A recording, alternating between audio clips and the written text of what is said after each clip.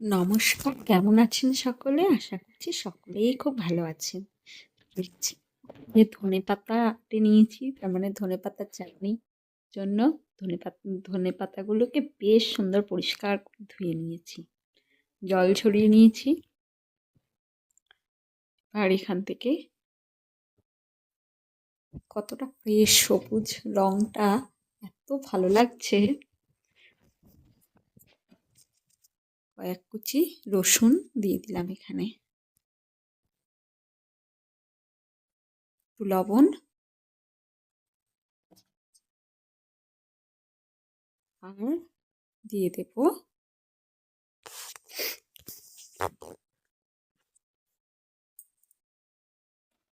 এত ফ্রেশ হয় এই ধনেপাতার চাটনিটা, খুবই সুন্দর হয়, একবার ট্রাই করে দেখবেন।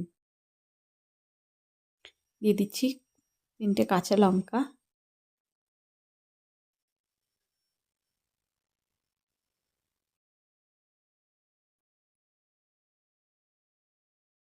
এই টক ঝাল মিষ্টি ধনেপাতার চাটনির টেস্ট কিন্তু অসাধারণ। আপনি এটি ভাত, রুটি বা পরোটা, সিঙ্গারা, মানে মোটামুটি, বা মোমো, যে কোনো কিছুর সঙ্গেই এই চাটনিটা কিন্তু খেতে পারবেন। এখানে আমি একটু তেঁতুল ভিজিয়ে রেখেছিলাম, সেই তেঁতুলটাকে ভালো করে ধুয়ে তার একটা কাত বানিয়ে নিয়েছি। সেই তেঁতুলের কাতটুকু এখানে দিয়ে দেবো। এবার আমি মিক্সি চালিয়ে দেব। দেখুন কত সুন্দর পেস্ট হয়ে কালারটা এত সুন্দর হয়ে আছে।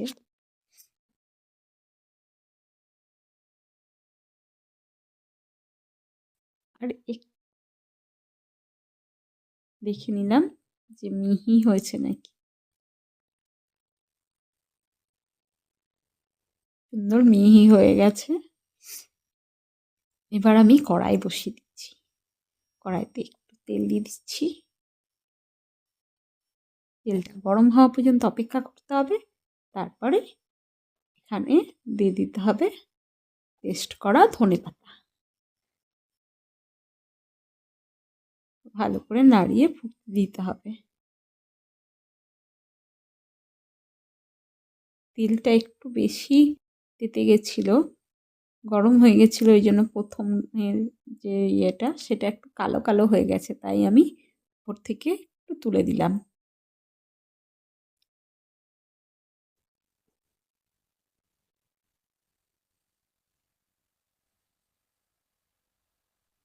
আর মিক্সিং বোলটা ধুয়ে একটু জল এখানে দিয়ে দিলাম।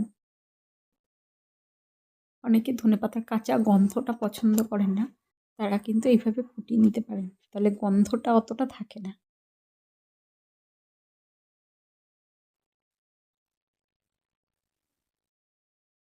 কালারটা এত সুন্দর লাগছে,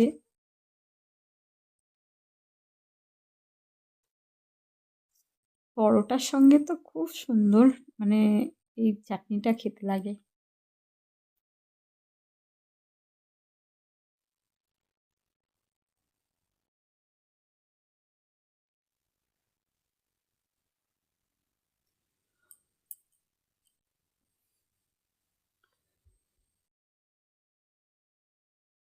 কেউ যদি ঝাল বেশি পছন্দ করেন তাহলে অবশ্যই কিন্তু একটু বেশি করে ঝালটা দেবেন, তাহলে এর টেস্ট কিন্তু আরও বেড়ে যায়।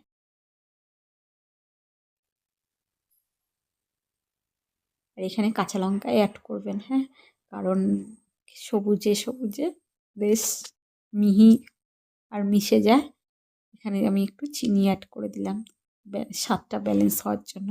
যেমন টক তেমন ঝাল, তেমন মিষ্টি তেমন লবণ, এটা যেন ঠিকঠাক পরিমাণ মতন হয়, তবেই এর স্বাদটা পাওয়া যাবে।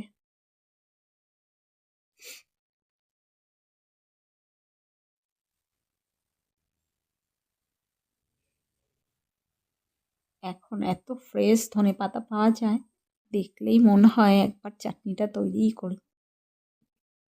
অবশ্যই আপনারা এই শীতের সিজন আর ধনেপাতার সিজনটা যাওয়ার আগেই একবার এরকমভাবে তৈরি করে নেবেন।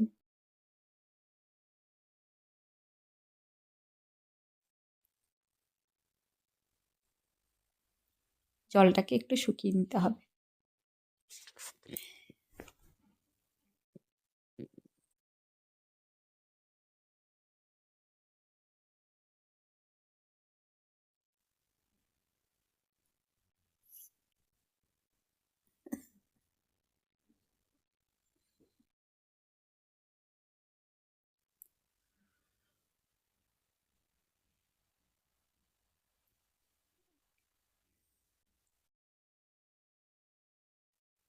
সাইডটা যেমন সুন্দর ফুটছে ঠিক মাঝের জায়গাটাও যেন এইভাবে ফুটে ওঠে, সে পর্যন্ত অপেক্ষা করতে হবে।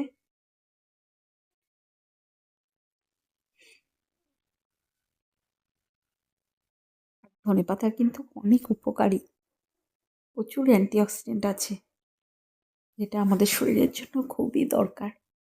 তাই অবশ্যই ধনেপাতার সিজনটা যাওয়ার আগে একবার এইভাবে খেয়ে দেখবেন।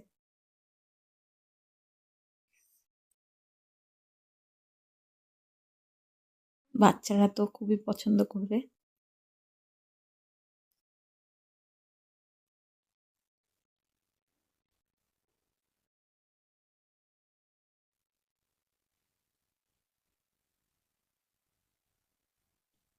আর এই এই চাটনিটা আপনারা কে কিসের সঙ্গে পছন্দ করেন খেতে অবশ্যই কমেন্টে জানিয়ে যাবেন।